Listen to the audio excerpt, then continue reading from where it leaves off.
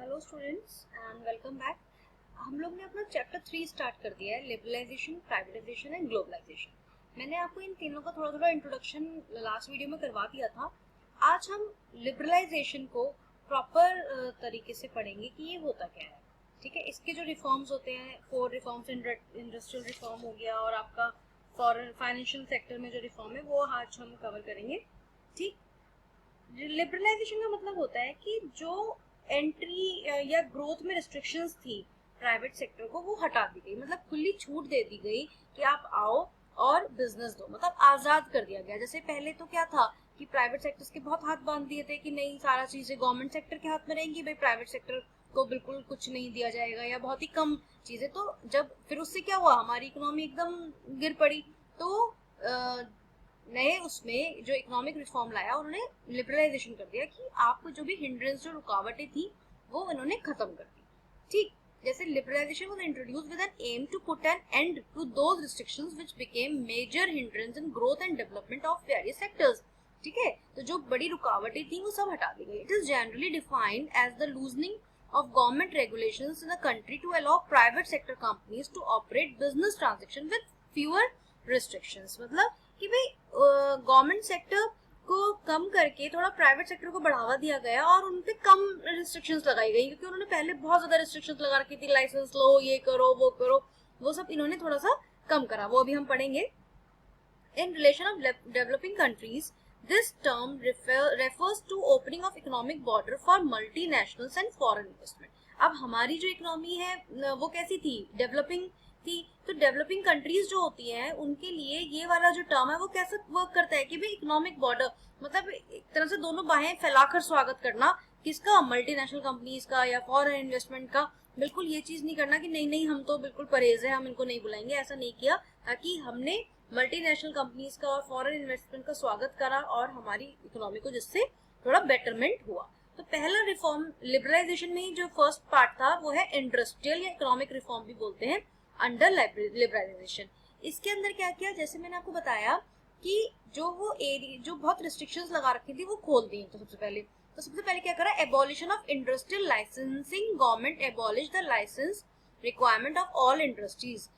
Licence की बात करी थी हमने अपनी लास्ट वीडियोस में कि भाई प्राइवेट कंपनीज को लाइसेंस लेना पड़ेगा। अब लाइसेंस लेने के लिए कितना, एकदम से तो मिल नहीं जाएगा, आपको कितना पेपर वर्क करना पड़ेगा, कितना लाइन में लगना पड़ेगा, आपकी फाइल इधर से उधर घूमती रहेगी। गवर्नमेंट सेक्टर में तो यही होता है ना, आप किसी भी चीज को पास करवाने चले जाओ तो भाई जो पर्सन अपना बिजनेस स्टार्ट करने जा रहा है तो वो सोचेगा इतनी हेडेक है, छोड़ो मैं करता ही नहीं हूँ इस चीज को, है ना। तो जो प्राइवेट सेक्टर जो खुलने की उम्मीद भी थी वो भी मर गई थी। क्यों? क्योंकि इन्होंने इतनी ज्यादा रिस्ट्रिक्शंस लगा दी थी। तो जब ये रिफॉर्म आया तो इन्होंने क्या करा, ये लाइसेंस वाला झंझट खत्म कर दिया, लेकिन कुछ इंडस्ट्रीज पे लगाया फिर भी। वो 5 इंडस्ट्रीज कौन सी है, लिकर, मतलब अल्कोहल जो प्रोड्यूस करते हैं उनको लाइसेंस लेने की जरूरत पड़ी। सिगरेट वगैरह, क्योंकि ये हमारी हेल्थ के लिए थोड़ा इंजूरियस है, इस वजह से इनको मतलब इन्होंने लाइसेंस के तहत ही रखा। डिफेंस इक्विपमेंट, अब डिफेंस मतलब कुछ आर्मी वगैरह से रिलेटेड होगा तो वो उस पर तो लाइसेंस चाहिए ही ना, वरना तो कोई भी धड़ाधड़ बनाएगा। इंडस्ट्रियल एक्सप्लोसिव, कुछ ऐसा सामान जो डेंजरस हो सकता है उसके लिए, या केमिकल्स, ड्रग्स जो हो सकते हैं, वो सब क्या है हमारे, वो हमारा मतलब एक तरह से उन पर, दवाइयों पर, इन सब पे इन्होंने थोड़ा सा कंट्रोल रखा कि भाई इसके लिए आपको लेना ही पड़ेगा लाइसेंस, क्योंकि वो तो पब्लिक की हेल्थ की बात हो गई ना, इस वजह से। उसके बाद आया आपका कंट्रैक्शन ऑफ पब्लिक सेक्टर।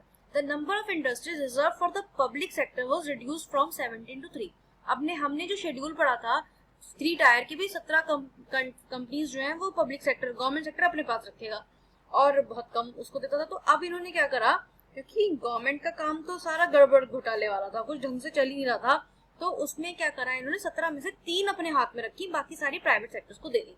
वो जो 3 इन्होंने इंडस्ट्री अपने हाथ में रखी वो क्या है, रेलवेज, एटॉमिक एनर्जी भी क्या है, परमाणु परीक्षण वगैरह, तो भाई वो तो गवर्नमेंट को अपने हाथ में रखना था। और डिफेंस रिलेटेड, क्योंकि ये हमारी देश की सुरक्षा की सवाल था, इस वजह से ये गवर्नमेंट ने अपने पास रखा, बाकी प्राइवेट सेक्टर्स को दे दिया।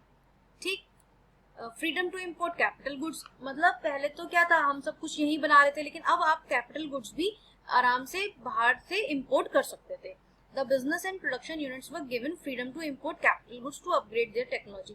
भाई अगर आप मशीन, कैपिटल गुड्स क्या होती है, मशीनरी वगैरह, तो अगर मशीनरी वगैरह आप नहीं लाओगे बाहर से तो फिर वही आपका खराब चीजें रहेंगी आपके पास में। जैसे हमने एग्रीकल्चर की बात करी कि भाई टेक्नोलॉजी नहीं लाओगे तो फिर सारी जिंदगी हाथ से हल चलाते रहोगे, है ना, तो उस चीज को इन्होंने परमिशन दे दी। तो ये था हमारा इंडस्ट्रियल रिफॉर्म। इसके बाद आता है हमारा फाइनेंशियल सेक्टर रिफॉर्म। इसके अंदर क्या था, इसे भी हम थोड़ा सा देखते हैं। फाइनेंशियल सेक्टर के अंदर क्या है, financial sector includes financial institutions such as commercial bank, investment bank, stock exchange operation and foreign exchange market. इन्होंने फाइनेंस के एरिया में क्या किया, प्राइवेट बैंक्स को अनुमति दे दी कि भाई प्राइवेट, अब मतलब क्योंकि प्राइवेट सेक्टर इतना बढ़ गया कि वो अपना प्राइवेट बैंक भी खोल सकते थे, है ना, उनको इतनी भी परमिशन उन्होंने दे दी कि आप प्राइवेट बैंक, जैसे पहले तो सिर्फ सरकारी होते थे ना, प्राइवेट बैंक्स भी जब से आने लगे, जैसे आईसीआईसीआई, एचडीएफसी, ये जो है इन्होंने भी फिर कदम रखना शुरू कर दिया मार्केट में। तो इससे क्या हुआ, हमारी रिफॉर्म, हमें क्या फायदा मिला, competition with new private sector banks, the banking sector was open for the private sector, this led to an increase in competition and expansion of services for consumer.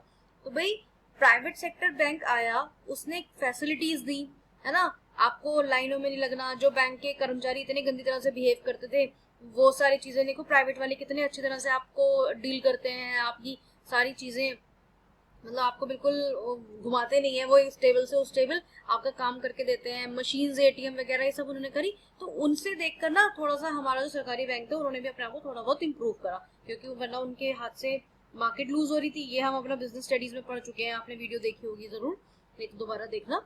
अब सेकंड है change in role of RBI. RBI जो हमारी banks का head है वो कौन है, RBI, apex bank कौन है, आरबीआई है ना। अब आरबीआई तो बहुत रूल एंड रेगुलेशंस लगाता है, लेकिन प्राइवेट बैंक के उसमें उसने क्या करा, रेगुलेटर से वो फैसिलिटेटर बन गया, मतलब रेगुलेट नहीं करता था वो, उनको सिर्फ फैसिलिटीज देता था, ठीक। Deregulation of interest rates except for saving accounts, banks were able to decide their own interest rates. मतलब वो सिर्फ रेगुलेट कर रहा था, बहुत ज्यादा अपनी चीजें नहीं थोप रहा था प्राइवेट बैंक पर आरबीआई, वो सिर्फ देखता था कि हाँ भाई ज्यादा गड़बड़ ना करें प्राइवेट बैंक। तो उन्होंने क्या करा कि अपनी, मतलब जैसे जो प्राइवेट बैंक्स हैं उन्होंने अपनी मर्जी से रेट ऑफ इंटरेस्ट वो लोग लगा सकते थे।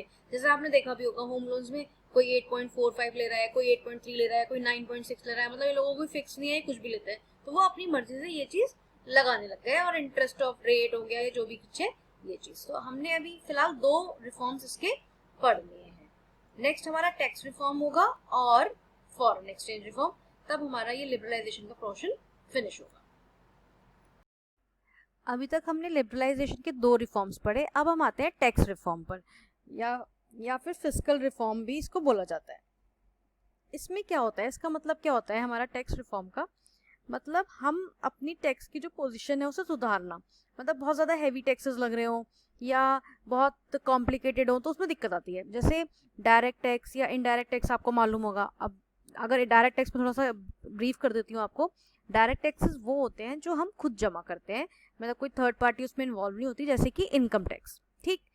इनकम टैक्स तो हमें खुद ही भरना पड़ेगा ना अपना। और इनडायरेक्ट टैक्स कौन से होते हैं कि हमने मार्केट से मोबाइल खरीदा, तो जो कंपनी, मतलब जो टैक्स उस पर लग रहा है, मान लो 10,000 का मोबाइल है और उस पर 500 रुपीज़ टैक्स लग रहा है, तो वो 500 रुपीज़ हम मतलब हम तो 10,500 देंगे, वो जो दुकान वाला है वो उस टैक्स को जमा करेगा, तो वो क्या है, इनडायरेक्ट टैक्स। तो गवर्नमेंट ने उन टैक्स के रेट्स जो है थोड़े से कम कर दिए, ठीक, ताकि लोगों को पता रहे, और टैक्स के रेट रिड्यूस भी कर दिए ताकि ब्लैक मनी, अब मान लो इनकम टैक्स बहुत हाई रेट पर है तो लोग बाग अपने पैसे छुपाएंगे, आपको इनकम नहीं दिखाएंगे, तो वही जो इनकम छुपा लेंगे वही तो ब्लैक मनी हुआ उनका, तो उसका भी रेट कम कर दिया। मान लो आपने 20% रेट ऑफ इंटरेस्ट लगा रखा है, तो 100 रुपये पे आपको 20 रुपये देना पड़ेगा टैक्स का। अगर गवर्नमेंट ने वो 8 कर दिया तो आपको लगेगा अरे 100 रुपये सिर्फ 8 रुपये देना है, चलो दे दो। तो वो क्या है, मतलब शो कर दो अपनी इनकम, कोई प्रॉब्लम नहीं है, छुपाने से तो ज़्यादा बेटर है। तो ये क्या है आपका, इन्होंने इसको थोड़ा सा सिंपल कर दिया, मतलब कम कर दिया, और इनडायरेक्ट टैक्स भी रिड्यूस करा। इनडायरेक्ट टैक्स क्यों रिड्यूस करा, क्योंकि अगर ज़्यादा टैक्स लगाओगे आप तो पब्लिक खरीदेगी नहीं, फिर वो सामान अवॉइड करने लग जाएगी, तो उन्होंने इनडायरेक्ट टैक्सेस को भी कम कर दिया। या जैसे ये चीज़ में ना, अब आप जीएसटी में देखो, जीएसटी में क्या हुआ, सबसे अच्छी चीज़ जीएसटी है वो क्या, कि अलग अलग टैक्सेस लग रहे थे, कि अगर आप कार खरीदते हो यूपी से तो इतने % टैक्स है, मतलब रेट ऑफ इंटरेस्ट हाई है, हरियाणा से लेते हो तो कम है। पेट्रोल अगर आप यूपी से भरवाते हो तो महंगा पड़ रहा है, दिल्ली जाके भरवाते हो तो सस्ता पड़ रहा है। तो गलत था ना कि किसी स्टेट में कितना टैक्स, किसी में कितना। जीएसटी ने क्या करा, इस चीज़ को सबको खत्म कर दिया कि भाई रेट ऑफ इंटरेस्ट अगर 3% है तो 3 रहेगा, वो आप पूरे इंडिया में कहीं से भी ले लो, रेट ऑफ इंटरेस्ट 10 है तो 10 ही रहेगा, पूरे इंडिया में कहीं से भी ले लो। ऐसा नहीं है कि किसी चीज़ की यहाँ सस्ता है वहाँ महंगा है, ये चीज़ उन्होंने खत्म कर दी। तो ये क्या था, हमारा जीएसटी का काम था। और जो इनकम टैक्स हम पे करते थे डायरेक्ट टैक्स के उसमें, वो थोड़ा सिंपल भी कर दिया, मतलब जो कॉमन मैन को समझ में आए कुछ ऐसा कर दिया। ऐसा ही ना हो कि उसे पता ही नहीं है कि मैं क्या इंटरेस्ट दे रहा हूँ, क्या रेट, क्या मेरा इनकम टैक्स है, भाई मुझे कुछ समझ में नहीं आ रहा, दिमाग घूम रहा है, ऐसा नहीं करा उन्होंने, थोड़ा सिंपल कर दिया उसको। ठीक, अब आते हैं हम नेक्स्ट फॉरेन एक्सचेंज रिफॉर्म पर। फॉरेन एक्सचेंज रिफॉर्म क्या होता है हमारा, कि गवर्नमेंट ने मतलब जैसे फॉरेन एक्सचेंज क्या है, जैसे डॉलर, पाउंड, यूरो, ये जो दूसरी कंट्री की करेंसीज हैं वो हमारे लिए फॉरेन एक्सचेंज मतलब करेंसी, फॉरेन एक्सचेंज हो गया। तो आरबीआई क्या करती है, इन मतलब फॉरेन करेंसीज को थोड़ा बहुत रिजर्व में रखती है अपने पास में, कभी भी काम आ सकती है वो। तो अब चलो बात आती है कि भाई हम ऐसा क्या करें कि दूसरी जो कंपनीज हैं वो हम मतलब जो बाहर की फॉरेन कंट्रीज की कंपनीज हैं वो हमारे देश में आए और यहाँ पे व्यापार करें। अब हम उन्हें ऐसा क्या चीज़ प्रोवाइड करवाएं, तो गवर्नमेंट ने क्या करा, अपने डिवैल्यूएट कर दिया अपने रुपये को, मतलब अपनी जो रुपये की कीमत है ना वो थोड़ी सी गिरा दी, ताकि लोग बाग आए और हमारी कंट्री में इन्वेस्ट करें। भाई वो हमारी कंट्री में जब भी तो आएंगे, उन्हें कुछ यहाँ पे प्रॉफिट दिखेगा, कोई अननेसेसरली भाई अपने हमारे वजह से तो कोई आएगा नहीं, हर कोई अपना पैसा कमाने ही आएगा ना। तो गवर्नमेंट ने अपनी जो पैसे की रुपये की कीमत थी वो डिवैल्यूएट कर दी, और उससे जो है फॉरेन कंट्रीज को मतलब फॉरेन कंट्री की कंपनीज को अट्रैक्ट किया अपने इंडिया में लाने के लिए। ठीक, और अदर मेजर्स क्या लिए, जो वो कोटा हमने पढ़ा था, भाई कोटा होगा इतने करोड़ से ज़्यादा का नहीं होगा, वो सब गवर्नमेंट ने हटा दिया। पॉलिसी ऑफ इम्पोर्ट लाइसेंसिंग वो भी हटा दी, कि जो इंपोर्ट के लिए जो लाइसेंस चाहिए था, इंपोर्ट ड्यूटी भी रिड्यूस कर दिया, और export duty was completely withdrawn, जो एक्सपोर्ट पर ड्यूटी लगती थी वो पूरी तरह से वापस ले ली। ठीक, तो ये हमारे रिफॉर्म्स से जो पूरे कंप्लीट हो गए हैं हमारे लिबरलाइजेशन के। तो लिबरलाइजेशन का जो टॉपिक था वो हमारा आज पूरा कंप्लीट हो गया है। ठीक, नेक्स्ट हम पढ़ेंगे privatisation. Okay, thank you so much.